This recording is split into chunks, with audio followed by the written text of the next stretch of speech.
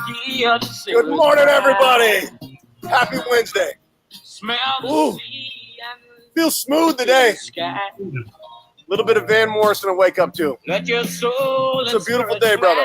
Hey, Christian, thank you for showing up today, brother. I appreciate you being on the show. Thank you so much. And I feel so underdressed. I should have dressed up for the occasion as well. You know, today I don't work out of the house a lot anymore. I tend to spend a lot of time in the house, a lot of time doing virtual interviews and stuff like that. But today I've got a couple of really big meetings back to back with some agents that are thinking about going to EXP. Rick Gihah is coming into town, and he's going to be meeting with people. And so the thing that I'm really excited about, Christian, just to be completely honest, is telling your story today. And you are a Christian. Yes. I am not a Christian. I am a mystic. But I always tell people I respect the hell out of Jesus and the way that he lived his life. And I think that the way that he lived his life as a barbarian, as a savage, as somebody living outside the confines of the church and meeting people where the church is not, meeting people, on the ground. And that's something that you're doing in your mission work. And I want to get to that. But the first thing that we're going to do is we're going to talk about real estate, because that's what we do. Of course. Talk about real estate. We'll talk about all that other stuff later. Look forward to that. Christian, you got started in real estate at 18 years old. Yep. As a father. Working in property management in South Central Los Angeles. Yep. Tell me about how hard your start was in real estate again. It was pretty hard. I mean, one of those things, it's like at 18, I think a lot of us are not really expected to jump into responsibilities that soon. And unfortunately, I've seen it where some people even run away from those responsibilities at that young age. Yeah. But one thing that I was very passionate about is just doing the right thing, obviously. So I basically just said, well, I got offered a job while I was going to college. And my uncle at the time had a property management business. And he's like, hey, you know what? I need some help. Why don't you come learn about this stuff, and I'll work around your schedule since you're going to college. And I said, cool. That was kind of like the opportunity that was handed at a very young age there. And I learned the insights of what real estate was, especially from that economic level, because unfortunately, it was one of those things where property management was big in South Central because the majority of people rented there, Sure. And so I was keen into just, understanding that whole level of it. And then next thing you know, there's another level that unfolds that I never even knew existed, which was these property owners that own 50, 60 units, things like that. And then it kind of opened my eyes, because not only was I one of the guys collecting rent on the first at these at these properties, but I realized, dang, these guys collect a lot of money. Yeah. And then the company I started working with slowly started adding the real estate side of sales, because HUD was a big thing back then. HUD properties were pretty much at every corner, very much like the REO market was here a few years ago. Yeah.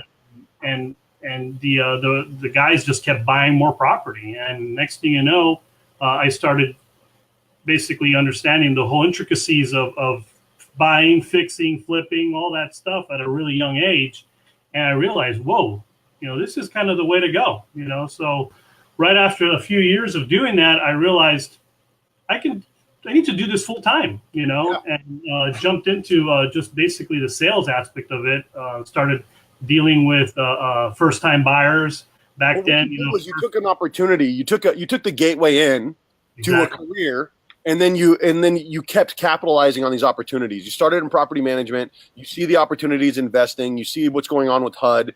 You recognize that, and then as the market starts to turn, you see the opportunities in working with buyers, and the market's growing and growing and growing. You start your own company, right? Right. Well, actually, before that, I actually just said, you know what? The market started drying up on the REO side of things, because HUD started basically putting a restriction on how many properties people could buy on a month. Before, these investors were buying, 10, 15 properties per month. And then HUD came in and say, well, you know what? You got to buy one property every 6 months. So that kind of dried up that whole thing for these guys. So that's when I jumped into the sales aspect, because there was a lot of inventory for these guys. And literally, I was kind of selling real estate without technically having a license, because the broker was the one doing all the paperwork, and I was basically the one doing, the showings and things like that, and then I realized, well, you know what? Since the market's shifting, I started realizing that it started going into something that was of a normalcy. I was starting to talk to people that were obviously working on their flip or move up or whatever the case was. And then I jumped in and got my real estate license, went to go work for a brokerage company out in Orange County.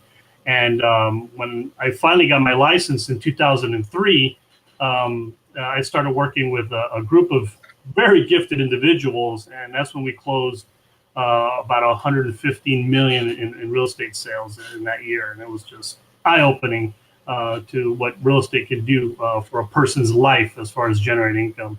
And that's one of the biggest things that I realized when I got into real estate was you don't know what you don't know until somebody comes along and exposes you to that information, and then you realize it. And I had no idea of the amount of money that was changing hands in real estate. I thought it was the kind of person that just, people's aunts worked in real estate, or somebody that it was not a full-time career for anybody. But the more and more that I look into real estate, I realize that there are 3 stages. There's the first stage where you have to get in and you have to work for freaking everything, right? Oh, yeah. And you have to get started with your name. You got to get moving. There's the second stage, and this is where most people quit. Most of them quit in the first stage. But the second stage is when you have to develop systems to start making it so that your work is working for you and not the other way around. But resilient stage is financial freedom. And that's what everyone is trying to work towards, so that they can do the things that they want to do versus the things that they do well. Exactly. Yeah. So, seeing that, and I took really advantage of mentors back then. There was a very key few of agents that were willing to share stuff back then, and luckily I made really some amazing relationships with a few of these old-time veteran real estate agents that basically taught me the good part of quality, the good quality in real estate, the good tips, the things that I wasn't really doing out in South Central LA. And I was starting to apply it in more of a normal market out in Orange County, basically. Yeah. And then I took that really to heart, just because that's kind of where I feel like, well, you know what? I don't really need to tie myself to anybody else. I can do this on my own. And back basically in 2009 is when I said, you know what? That's when I got my broker's license. And I said, you know what? Thank you for your time here. I put in at the brokerage before that. I worked at First Team Real Estate. I put in almost 9 years there. And I just said, you know what, I'm pretty much done. I'm going to do this on my own now. And that's when I basically branched out. And it was really right when the market was just horrendous. They saw a lot of people jump out of the real estate market because, they're like, well, this is not for me anymore. But I realized that over the time I saw how the market shift. It came from a really bad market when I jumped into it in the 90s to when it started picking up. And then that's when someone told me, and I put the 2 and 2 together. This is cyclical. So you have to learn how to ride that wave.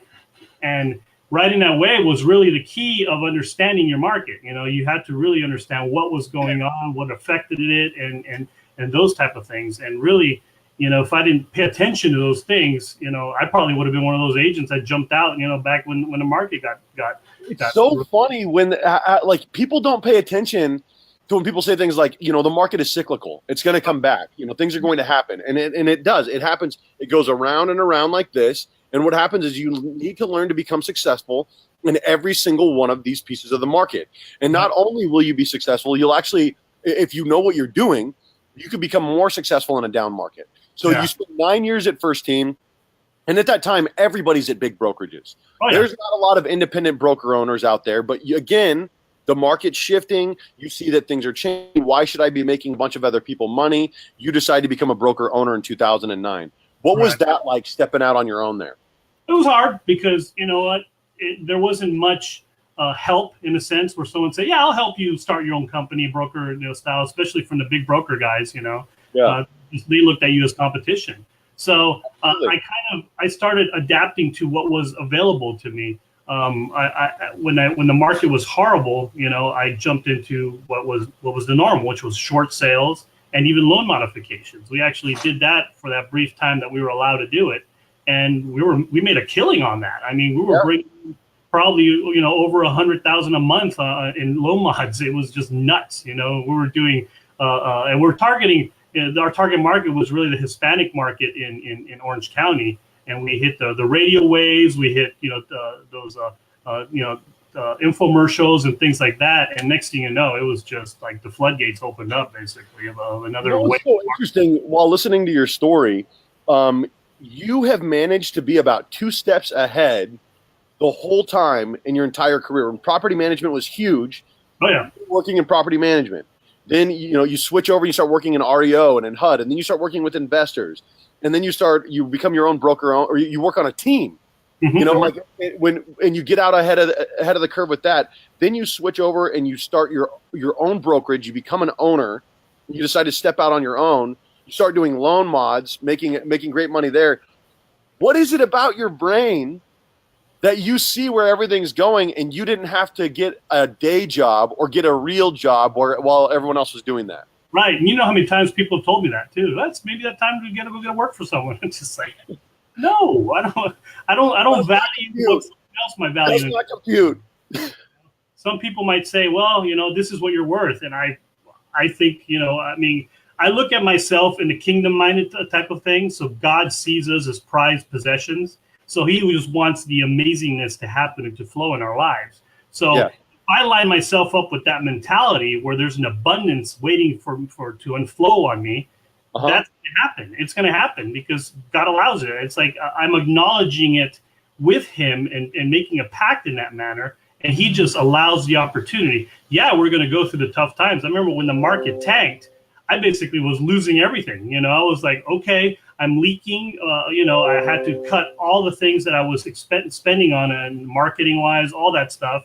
And next thing you know, it was just like, okay, I can barely afford to buy food this month, and realizing, okay, there's that shifting that I need to make sure that we jump into. And a lot of that had to do with my faith too, because otherwise some people, they just get into a level of desperation of things, and that's what kept me over, instead of sinking, it was helping me swim in a sense. So as an 18-year-old, you didn't have the option of getting bailed out. You had to provide for your family, and you've always been in that situation. So the compelling why has always been there. You can't hand somebody a why. Either they have it or they don't. But you said something that was really important. You said, when somebody comes along, they say, this is what you're worth.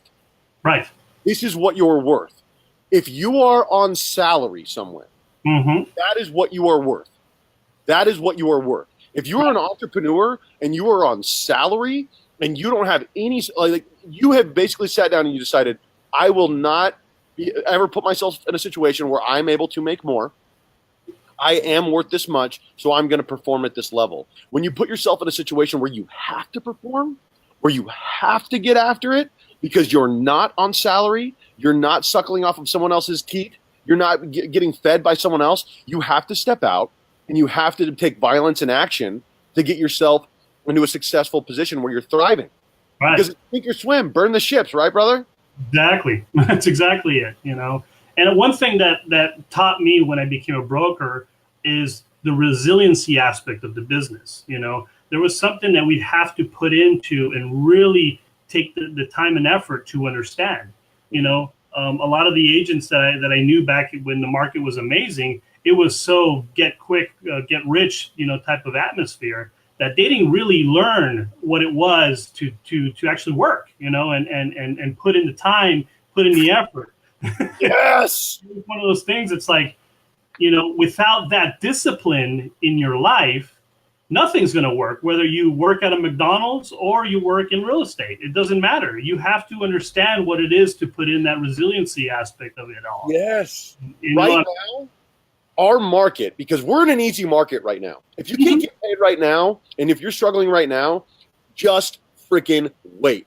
Things are going to get a little bit colder and a little bit chillier because the market has started shifting already. And you are either somebody that is going to know what you're doing and you know how to get people paid, or you're going to go get a second job or a different job or return to your other job and let your real estate license go dormant. Right. So that was the resiliency is great because right now I can't, everybody out there is acting like they're rich. Everyone out there, you see all these freaking team leads on yachts and on boats, talking about big money and talking about, you know, how much money they're charging their clients and all of that different stuff. And honestly, I think that most of us are pretty disgusted by it. I think that most of us are looking at a lot of these people that are, you know, oh, look at the new shiny car. Look at how rich I am. And we're pretty disgusted by it. I'm somebody that grew up with nothing. And so when I get extra money in my pocket, when I get extra time, I'm volunteering constantly, like you. I'm volunteering to fight human trafficking. I'm volunteering to protect veterans and veterans' rights, get roofs over veterans' heads. You're down building homes in Mexico, and we're going to get to that. But the thing is those of you that are feeling your britches right now, and you're going and you're taking out these extraordinary lease payments on these cars that you can't afford, the market shift is here. You are going to look ridiculous because you didn't talk to the Adam Nelsons. You didn't talk to the David Goldens. You didn't talk to the Christians of the world that lost everything and know what it's like to lose. And so right now, everything's flashy and everything's expensive. And if you don't learn how to hustle, you're going to be on the table in this next market shift. One thing, too, that and maybe some people are just born with it or some people learn it. It's really about being humble, you know. Yeah. Humble beginnings, especially when you start from that point, you learn to appreciate the things that, you know, that come to you. And humility in itself, I think, is really the key of how you can become very successful. Because in real estate, when you're selling a house, you're obviously putting someone else's needs ahead of yours, you know. And even when I talk with agents and as I mentor them into the business or whatever the case is, I tell them, you know, if you are doing an open house and every person that walks into that open house and you see them as a paycheck or a dollar bill, they're going to see that, you know. And if you're not willing to be a human and understand, hey, you know what, I have compassion for why you're here. I really want to get to know you more without type of thing, and really just, you know, getting to the needs of what the person is. Boom, you can build that immediately at an open house. You can build that immediately at door knocking when you're knocking on people's doors, you know. And that's why I opened 7 escrows in my first month in real estate, because I wasn't scripting people. I was having a conversation with them. That's it. That's really about it. Because you know what? Then it's like, hey, this guy really wants to know about me. You know, so, we're past that 10-minute mark, and I do want to talk to you. So, as a broker owner, because this is the topic that I kind of want to cover right now, because I think there's a lot of people, more than you know, Christian, that are eventually going to watch this, or that are tuning in right now, that are saying, okay, I'm a broker owner. I'm tuning in to hear Christian talk about broker owner stuff. I want to hear him talk about why in the world he would give up being a broker owner to hang his license under somebody else at EXP. There's a lot of reasons, and I wish that I would have jumped on those reasons when I heard about EXP, you know, December last year. But I you know, I had to stew in it, and I had to fester in it, and I had to obviously do my research too, which took longer than I expected. But I think one of the main reasons is, you know what, overhead. Okay, I was tired of carrying overhead of things. You know, the marketing fees, the marketing costs. I mean, the everything that you can pretty much, you know, drains what a broker really does. It makes them broker. And that's literally what it does. and those things went away when I realized, okay, EXP is going to charge me $85 a month to have a CRM, to have websites, to have all access to marketing, training, you know, online training, which is something that, you know, before I'd have to go, you know, drive down to the board or drive down someplace to get that, you know, do, you know, and now I can just do it from the comfort of my own home and still interact with other people, which is amazing. That's one. Okay.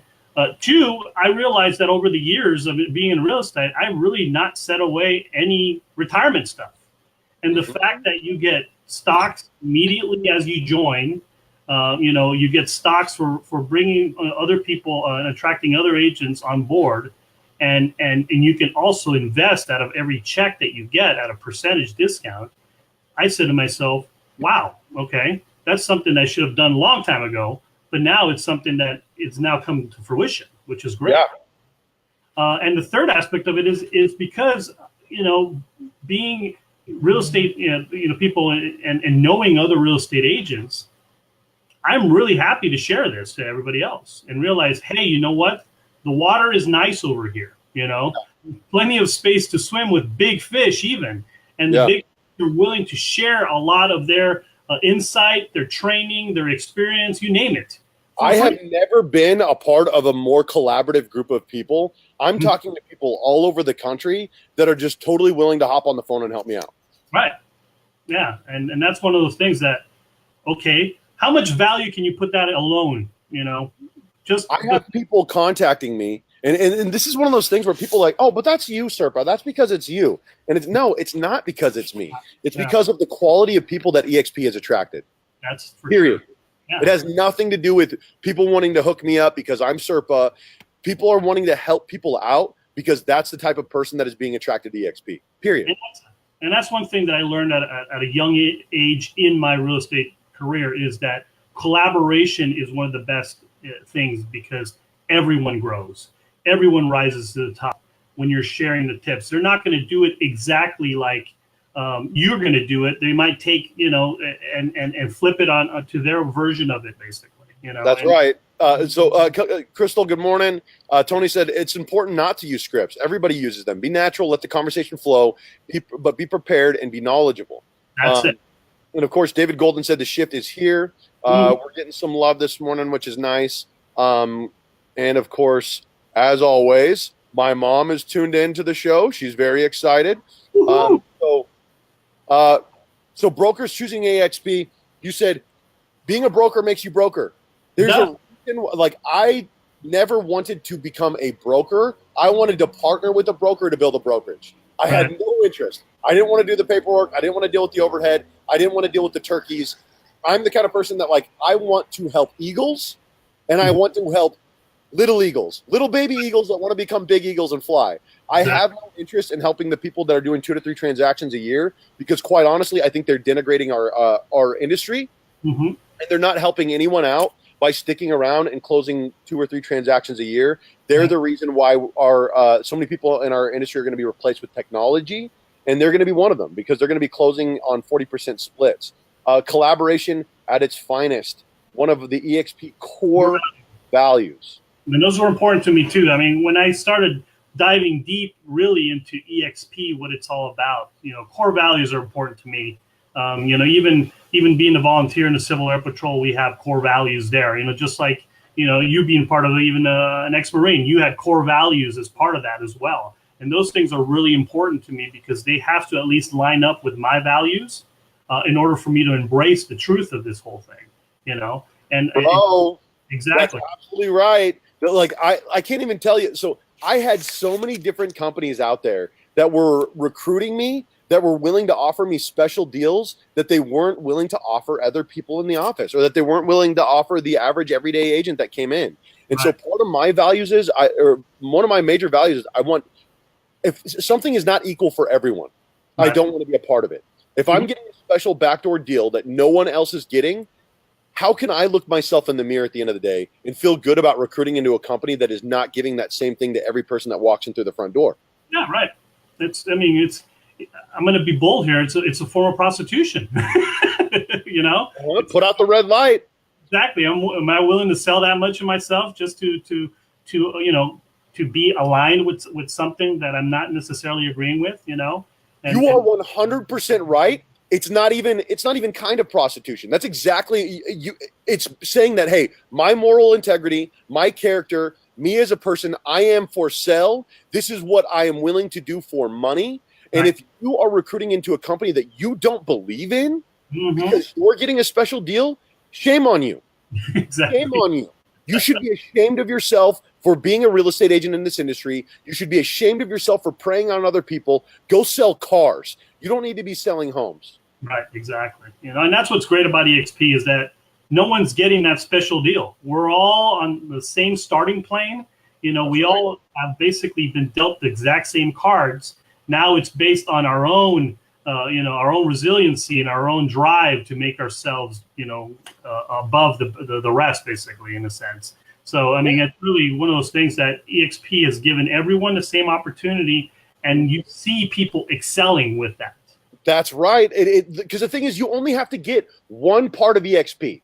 Because you told me these 3 different reasons why you came over. You said the cost as a broker owner, retirement, and being a part of a collaborative atmosphere, those were all huge for you. You didn't even mention the revenue share, by the way. No, and that's something that I basically just grasped literally after I signed my documentation on joining. I was like, okay, I need to look into this a little more so I can understand it. You know, I didn't even join for the rev share or for the stock. I didn't even understand the rev share until about 2 weeks ago, and I was like, oh my gosh, I should probably actually try to help people come and find out what this is all about. So hey, Coach, welcome back, brother. This is another great dude out there, another great guy that Christian and I get to work with, another guy who's out there volunteering in his community. He coaches youth football. All three of us, local Temecula EXP types, we're all massive volunteers. And of course, we've got other people that are here with us. We've got other people that are a part of our EXP crew that are phenomenal as well. They're just not here right this minute. So, hey, so let's talk for a minute, if you're comfortable talking about this. And of course, most people at EXP are not choosing EXP because of rev share. They're not choosing EXP because of the stock. So don't forget about that. Less than 5% of people in EXP have brought on more than 5 people. Right. Okay. But for a minute, if we can talk about this, there's a couple of people that now understand rev share, and I still don't understand the stock. What does the retirement aspect mean for you and your family? And can you break it down for somebody who may just be finding out about this as an option for them in EXP? Sure. Well, the one thing about the rev share that really, really also just sold me completely is I found out that you can will it. Okay. You can basically. I didn't know that. From what I understand, let's say my wife, which I'm already pushing to get her make sure she gets her real estate license, you know, and even my kids, if they get the real estate license and, you know, they come on and work on board with EXP, I can actually will my rev share to them, and really pass that on in the event that something happens to me or something like that, you know, and it's something that can continue on that generational aspect of it, of things, you know, and the great thing is that EXP is functioning out of every state in the U.S. and in Canada. So I have family members and friends in Texas, in Georgia. I mean, you name it. And that's right. And it's like, okay, you know, I hope they're watching this so they understand a little more in depth about this. But it's really kind of, you know, one of those things that we can work anywhere now. You know, we can work, especially on the collaboration of things. You know, I can refer deals and back and forth, you know, between my buddy who's out in Texas. And we had a spike in viewers when I posted RevShare. We had four more people that all of a sudden posted in. As soon as I posted RevShare, they all tune in at the same time. So the thing is this is something people are interested in. They're looking at it out of the corner of their eyes because they're not totally understanding it right now. Right. And I'm telling you, I have meeting after meeting after meeting this week that's I'm sitting down and I'm explaining to people about EXP. But the big thing is I have people that are outside of this market, right, that I can't sit down and meet with, that I'm just having phone conversations with, or I'm having them talk to David Golden, or they're talking to Darren Campbell, or whoever, because I have a network nationally. Right. I have family everywhere. So my sister is signed up in Northern California. Mm-hmm. I have people that have signed up in several different states because I'm a military dude. I'm a Marine Corps veteran. I have a huge network. You have family in other states that are licensed in other states. We just Marco. As soon as he joined, he brought on family members of his. This is one of those things where people are like, if it was a crappy company, would you see people bringing on their family? No, not at all. Yeah, and that's one thing too that I realized, that just demonstrating, hey, you know what, this isn't a get. You know, I mean, I want to be clear. It's not a get quick rich scheme. You know, at all. It's not that we're actually. You know, someone related it to as like a pyramid scheme, or, you know, the people at the top are the ones that are really, you know, taking advantage. I'm like, no, it doesn't work that way. You know, it's based on production too. You know, you can hire, you can attract other agents, but if they're not going to be working, it's not a proper fit for them. You don't even get to participate in the revenue share program unless you're closing at least 2 annually. You got to close the first deal. So the thing is 95% of the people at this company are here to practice real estate. That's exactly it. So, you know, that's really who we're gearing this whole topic conversation is to, the ones that are doing real estate, the ones that do put out, you know, one a month, something like that. And at least you start understanding that, hey, you know what, this in the long run not only becomes a pay increase because of the rev share and the, and the stocks, but it's something that now will carry on with you. And why leave a company like this if they're able to take care of you? I mean, they call themselves the agent-owned company for a reason. And nobody washes a rental car. Nobody washes a rental car. People want to own something that they're going to be participating in on improving. Tony Alvarez said, in Alabama, there's a big need of bilingual agents. I have been approached by a lot of brokers offering me great compensations, but I refuse them all. It is about the value that my company can provide. Brother, absolutely. So now this is, I want to get to good works. And then we'll get to our cut and keep, and then we'll call it. Sure. But one of the biggest reasons why it is so important for me to have financial freedom is because I like to help people out. And I never want anyone putting handcuffs on me. I don't want anyone to put a muzzle on me and to tell me to shut up. And so the thing is, I want to be able to spend my time the way that I want to spend it. And that is helping veterans and helping people free themselves from human trafficking.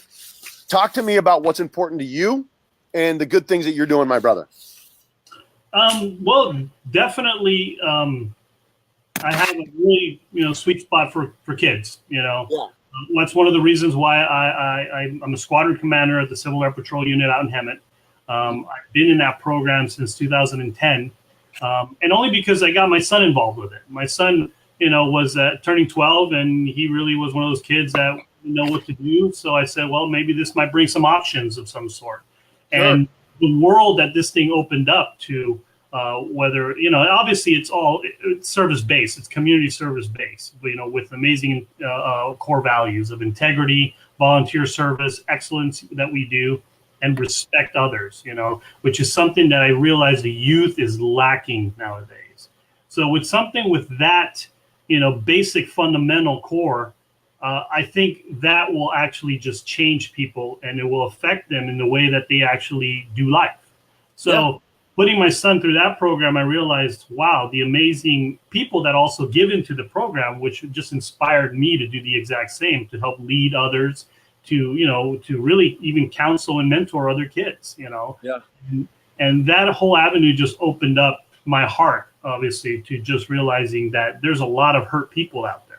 There's a lot of people that are dealt bad, a bad hand of cards when they're young, and sometimes there's not the right person to come around them and guide them through the crap, So Right.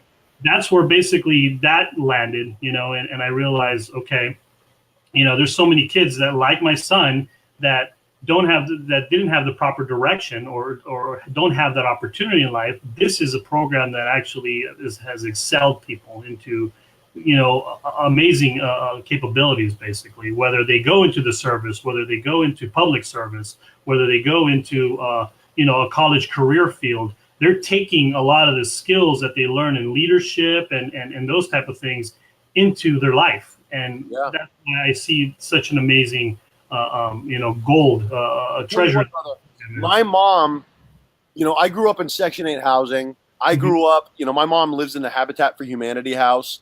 She is somebody that is not rich financially, but is rich in spirit, because this woman volunteers. She works with adults with disabilities. She is constantly goes out of her way to help other people. And she raised me to be rich in spirit. She raised me to be of service. And so a lot of people, they look at me and they say, oh, well, how come you're not a Christian? Or how come you're not this? And I'm like, you have no idea how many Christians I volunteer with who are constantly asking me the same thing, and they're all trying to recruit me over. But a lot of my favorites, a lot of the absolute barbarians, they just love me for being there. They love me for helping them and doing good works, because most of your people that are attending church, 90% of people they do their 1 hour, they do their 1 hour a week, and then that's where their service stops. Yeah, it's sad.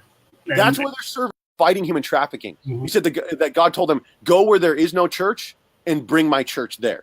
Exactly. And so it's beautiful. And then guys like Kalani, he's a Christian dude, and he's housing he's housing homeless veterans. And so if you have service in your heart, I don't care where it comes from, you're helping make this world a better place.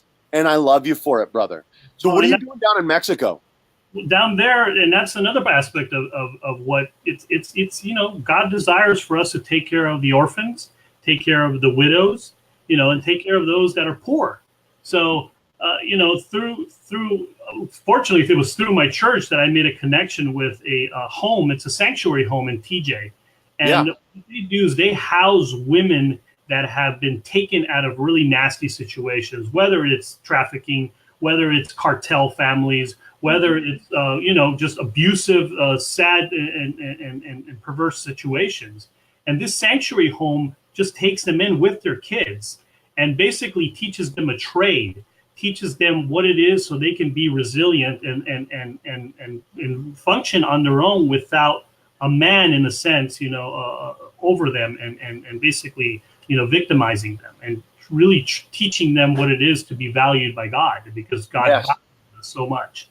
And so the amazing aspect of that is that it's opened my eyes to the fact that there is so much hurt, in the world. From my doorstep to that door, it's an hour and a half at the most, just to get to where I need to go in TJ. And you give me goosebumps, brother. The outpouring that and that's the reason why I do this. God wants to work through all of us. Ugly situations that most people living here, even in my neighborhood, will never understand because they are sheltered to it. Yes. They don't know what it is to be prostituted, so they have to go make money to eat. They cannot fathom it. And that's one of those things where, like, this American exceptionalism, which, great, we live in America. Now what? Now what are you going to do? Now what are you going to do to help? Now what are you going to do? Unless you can step out and help people, like, it doesn't matter the fact that you get your hair done once a week, and that you get your fingernails done once a week, and that you're how many fantasy football leagues that you're a part of, or that you have a yacht. Show me the people that you have helped. Exactly. Show me the people that you have helped. I don't care about any of these things, and I'm telling you what, brother. I read again, not a Christian, but I read a lot of Christian literature. Mm-hmm. And one of my favorite books is The Barbarian Way by Raphael McManus. Yeah. Have you read it? No, I've actually caught excerpts of it because you've mentioned it a few times, but it's amazing. The dude's a savage. He runs the Mosaic Church in Los Angeles, but he is he says that we have to be barbarians. We have to be savages, that Jesus was out there working with John the Baptist, who was out there living in the wild, eating locust with wild honey, and baptizing people in the rivers. Right. I think that Jesus would be pretty upset if he came back and he saw the state of the church, the way that it is, and how rich and how lush and how beautiful that all of his church members are living, and how truly destitute the other people in this world are living. So this is what I'm going to tell you to do. Get out there and help. Exactly. Get out there and be a savage. Get out there and be a barbarian. Volunteer in some capacity or another, because pain exists so that you can heal it. Right. And that's one thing that I've learned, is that I can walk out my front door and run into someone like that now. And that's what it's opened my eyes to, is that when I'm pumping gas and then there's a guy coming over there, asking for money or whatever the case is, I'm going to be that open ear. I'm going to be that open heart to receive that man or woman and value them for who they are, and instill that they are valued into them, and do whatever I can in the moment, whether it inconveniences me for the next appointment or the errands or whatever the things that I have to do. That's what I've been called to do, because when we lift others up, we are prospering as a church body. That's what it means to be a church. That's what God sees as your church, is the people around you, surrounded by you, all functioning to the highest level of things, and that's really how I see things now, because great quote, and I don't know who it is that said it. He said, but it's whatever good must be done, let me do it now, for I shall pass this way but once. And it was a Christian person or whatnot, but I love the quote, because I was pulling up at home the other day, and yes, I work and I do the volunteer work with homeless veterans. Yes, I go and I do the work with with Rudy as much as he lets me do it. You know what I mean? But I'm constantly out there and I'm serving veterans. But when I pull up at home and I see a young lady going through my trash can, And most people will be like, what do you do? And I'm a big, scary dude, man. I'm 6'2", 200 plus pounds. I've got a big beard, long hair. Most grown men walk by me and get a little bit freaked out. And I pulled up at night. She's going through my trash. And she apologized. And she got very scared. And I said, what is it that you need? And she had seen that I was throwing away some old clothes. And she said, I'm looking for clothes for my boyfriend and for myself. And I said, okay, wait there. And I went inside, and my kids found out what I was doing, and they helped, and they started chipping in and whatnot. And it's not about serving all of these people or doing all of these different things. Serve one person at a time. Exactly. If you can't feed 500, feed one. Right. Well, that's where the miracles start, man. Because it's something that becomes a progression.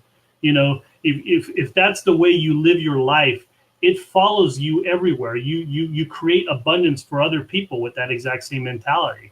Because if you walk with that reassurance that God provides an abundance for you, you will radiate that into every encounter and every relationship that you come across. Yes. And it's an amazing thing, because that's what true miracles are nowadays. Whether you see I've helped counsel guys out of drug addictions or pornography addictions and things like that. Because it's actually removed them from being, the proper man in their life or whatever it is, and it's because they realize that there's value somewhere else instead of something that we keep feeding, internally to ourselves. And I'm telling you what, brother, when you were talking to these people and you were helping them free themselves from addiction, or you were helping them do these other things, were you doing it on stage in front of a bunch of people, or were you doing it in the dark with you and one other person? That's exactly it, really, and it's really, and the funny thing is that it's in the places that you won't even expect to be in, but it's really about being obedient and receptive to the person.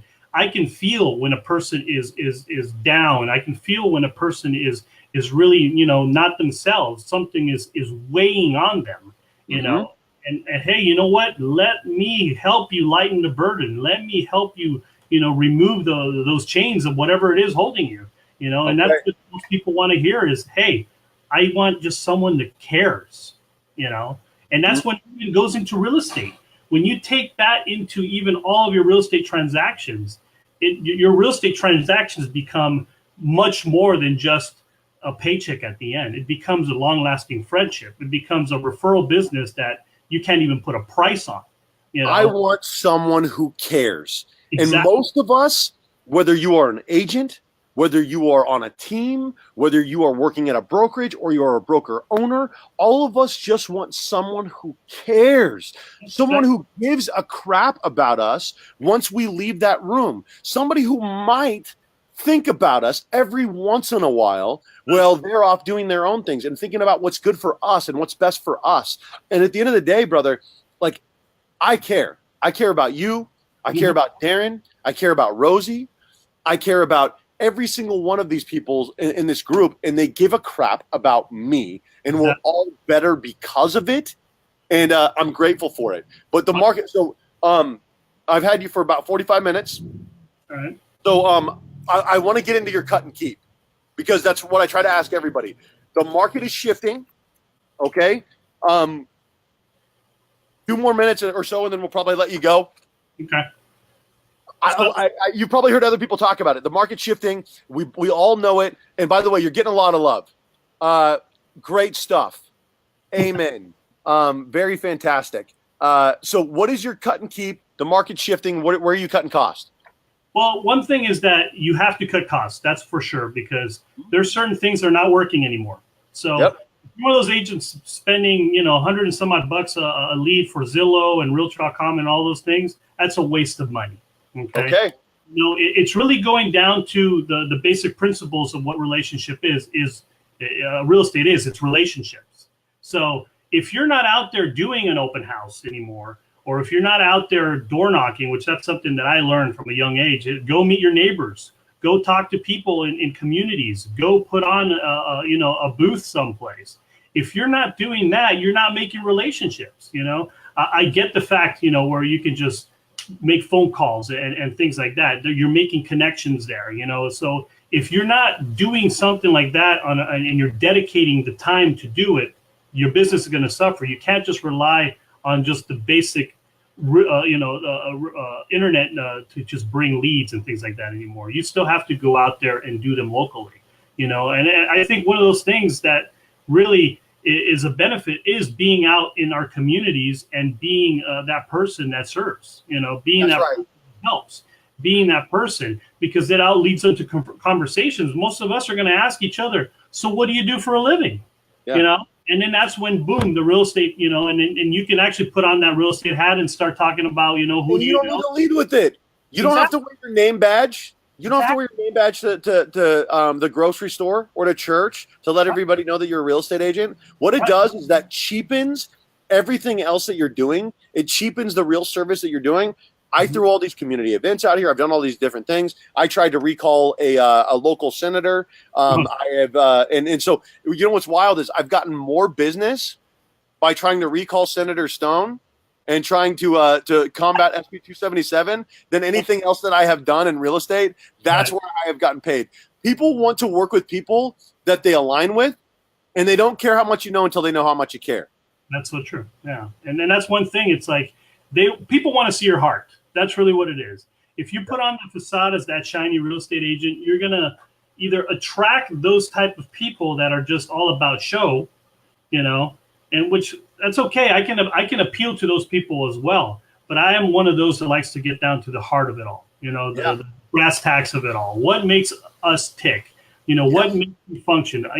I love to hear about what your kids do. I love to hear about your grandkids, things like that. I love to hear about your relationships and things like that, and it's really because in the transaction, it becomes more than just a client. They now become a friend, Brother, I love meeting a heart-centered intellectual. You don't meet a lot of them. You know what I mean? You're either like a numbers and math person and like a business person, or you're a heart person. But the thing is, there's not a lot of us out there that really love everybody and still have the ability to say that's not reasonable. Mm-hmm. So what's your keep, brother? What's my keep? Yep. Well, I'm glad that I moved into EXP because it cut my overhead. So I'm hitting hard my CRM. I'm hitting hard, things like that because it helps, extend the reach in a sense. Sure. But, it's going down to basic real estate. Open houses.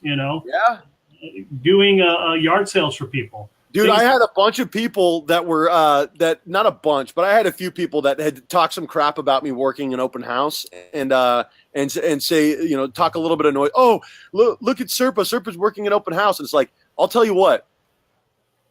Nothing wrong with that. My open house, if I walk away with 4 people, which that's typically what I walk away with, and each one of those is worth about $8,000. That's good enough. Then I just set myself and my family up for about $32,000. And remember that I closed 7 escrows in my second month by working open houses. Right. 7. That's awesome. Now, the commissions are a lot higher than what they were at that point, but I made $35,000 in my second month by closing 7 escrows. That's crazy, and that's a good man. If you hustle and you give a crap about people, right, and you are educated in your industry, you will be able to support them properly. So how is EXP helping you cut your cost? Well, the training, I love learning. And that's one thing you can never say that I know enough because that's when you basically dumbed yourself. You have to continue pursuing wisdom and truth. And the trainings that we're getting out of EXP have been helping a lot, How much do you have to pay for all the training that you've been getting through EXP? Well, it's part of the $85, but I think when it boils down to it's $35 a month if you cut it down. So $35 for training a month, I'm okay with that. There's all these people out there right now that are talking about coaching at $2,000 a month or $1,500 a month or $500 a month. And I'm like, listen, for about, for the $35 a month or the whatever the tech fee is, you get access to everybody. You get access to all of these different classes, this huge inventory, and you get access to all of these different fantastic agents. You no longer have to spend the money on all this crap. You don't. You get Brent Gov who's training in the world. I was just like blown away that he's training in the world, and it's like, he'd charge for those things, And you know what's wild is they could be out there getting paid for. They don't even have to be doing this. At this point, I've seen the revenue share checks that these guys are cashing. Oh yeah. And They don't even have to be working anymore. They could be phoning it in at this point. They could be hidden somewhere where you would never hear from them again. But these guys are passionate about this company. The Rob Flicks are passionate. The Brent Golds are passionate. Rick, he flat out told me, he said, David, let me know when I need to fly down there and come see you. And he always lets me know when he's in town. And he's meeting with a couple of very big agents here locally today for lunch, because that's the kind of atmosphere that we've set up. It's about collaboration. It's about training. When the waters rise here at EXP, all boats rise. Right, exactly. And that's what's great about it, is that they are willing to put in the time and their effort because they care. They're showing that they have heart for this whole thing as well, you know. And, you know, it's really one of those things that I've been, you know, I said I should have jumped in when I first found out about it. You know, it took me 6 months to basically just finally say, okay, I'm going to do it. But in that time frame, you know, I realized, okay, now it's time to change other people's lives. Now it's time to tell other people. Let me give you the final word. I like where you're going with this, and I'm going to give it to you, but I want to give you guys a quick recap. I'm talking to Christian right now, and of course, if you guys want to reach out to Christian after the show, shoot him a message, and I'm sure that he will find time to get back to you. He was a father at 18 years old, grew up quick, was working in property management in South Central Los Angeles at 19 years old, dropped out of college when he realized the opportunity that there was in real estate. Worked on a team where they made sold $115 million in real estate, started his own company. In 2005, he lost everything. That makes you unique, right? Right. All of us lose everything. We all got to do it at some point or another. He got up, pulled himself up by his bootstraps, started his own company, became a broker owner. He is a mentor.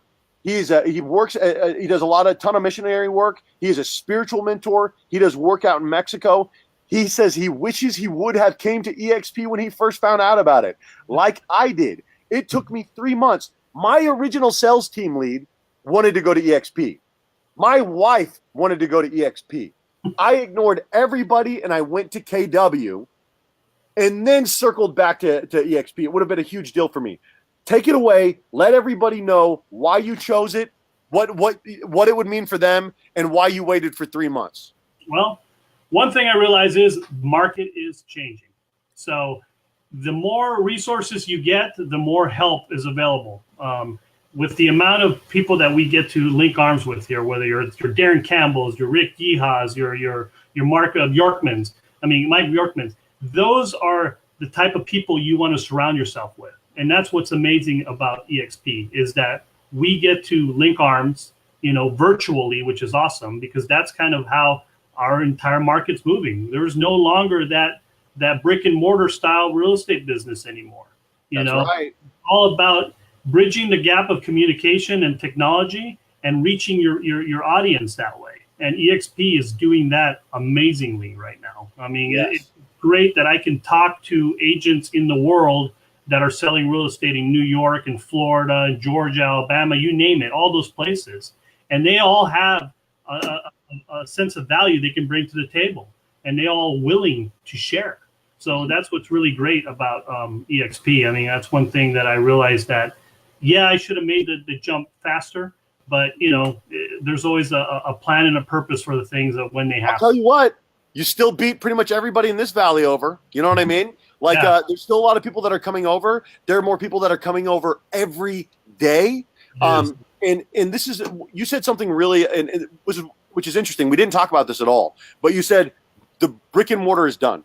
Right. And I'm telling you right now, I feel for you broker owners out there that have signed these contracts, that have these long leases, that have these extraordinary amount of monthly payments. You didn't know that EXP was coming. Right. I'm sorry. I feel for you. It's going to be a little bit of a hit, but this is one of those things where when you see a shift coming, you either get out ahead of it and you take the hit while you still can financially, or you wait until they take it from you. You know what I mean? You wait until you lose it and you can no longer afford to pay your own mortgage. So my suggestion to you is right now, as somebody that worked at Blockbuster when that was changing, when Redbox was coming around, when Netflix was coming around, and as somebody who has Asperger's, I loved working at Blockbuster. It was the best dead-end job that I've ever had. But you have to get real about these things in your life. You do. The world is changing. We are becoming a technology-savvy world. We are becoming a world where People want to do business with agents that they love, not with companies that they love. They don't care what brokerage you're with anymore. That was important back in 2005, 2008. This is not that year anymore. Not anymore. I mean, right now, it's to make something happen, you're going to watch something happen, or you're going to sit back and you're going to wonder what happened. Exactly. Yeah. I mean, it's crazy. Find your time right now. Contact Christian. He knows what it means to be a broker owner. He knows what that means. He can feel for you. He knows what it means to be broke as a broker. EXP has the ability to completely revolutionize everything, and it is going to. Right now, we have about 16,000 agents. When I came on, we had about 11,000. Mm-hmm. This company is getting huge quick. I strongly suggest that you're a part of it. And the best part about it, honest to God, and this is one of the things that I've been telling people, the best part about it is my peer group is Christian, it's Marco, it's Rosie, it's David, it's Darren, it's Grace Santiago. It's all these different fantastic people that I just enjoy as human beings. And now I get to work with you guys. That's amazing. No one can really ask for anything better. You know? It's awesome. People you love and people you care about. You know? On a national level, brother. And on this final note on EXP, what I like about it is that they put the agent first. You know, agent-owned company. It's not about the name, the brokerage company you would, put in front of that agent before, It's about the agent. We're putting the agents at the forefront to represent what it is to be in real estate. So it's, if some people are tied to that name brand, it's time to break that. It's time to really be, I have an identity in real estate, and I believe that it's that shift that we're starting to see with everyone else. It's realizing, okay, we're moving to a virtual world of things. We're moving to a cloud-based system of things. That's right. It's really that time that if you don't make that change, you're going to be left in the archaic time. And the opportunities are there right now. The opportunities are there. You can still become, you've got plenty of time to come over to EXP, but I'm telling you that it will become less and less financially beneficial for you to participate in the revenue share program the longer that you wait. If you don't participate in the revenue share program and you're just practicing real estate, it's still going to be more affordable. It's a $16,000 cap annually at an 80-20 split. If you're making over $80,000 annually in real estate, or you plan on making over $80,000, you should be at EXP. Yep. If you're not, go be at a flat fee company. If you're not, go be at a flat fee company. If you're making over $80,000, come to EXP. And or if you want to make over $80,000. If you're ready to make more, too, come on over to EXP. That's right. With the amount of resources and the amount of just the people that have a vast amount of knowledge that are available to you now, that's going to help just skyrocket anyone's business. So what's wild is I've been telling people, I'm gonna unplug for about 15, 16 minutes. I'm gonna let you go. But I've had such a great conversation with you, Christian, that I wouldn't care if there was nobody watching this. This has been great for me. I hope so. It's been great. There's been plenty of people watching it. We've got 46 reaction and 15 comments during the course of our hour show. And it's been a pleasure having you on, my brother. I have this awesome motto that I live by. Okay. Hit me with it. We need to do the best that whenever we encounter someone else, to leave them better than you found them. Simple as that. That's like an old Boy Scout model. You always leave it better than you found it. Exactly. When you come across people in your life, hopefully they're better for having met you. Exactly. That's amen to that, buddy. I appreciate you, my brother. Amen to you, Christian. Amen to you, brother. I will be. Love you, brother. You have a hell of a Wednesday, my brother. I'll see you soon. And stay frosty, my brother. Get a hold of Christian if you were thinking about joining EXP.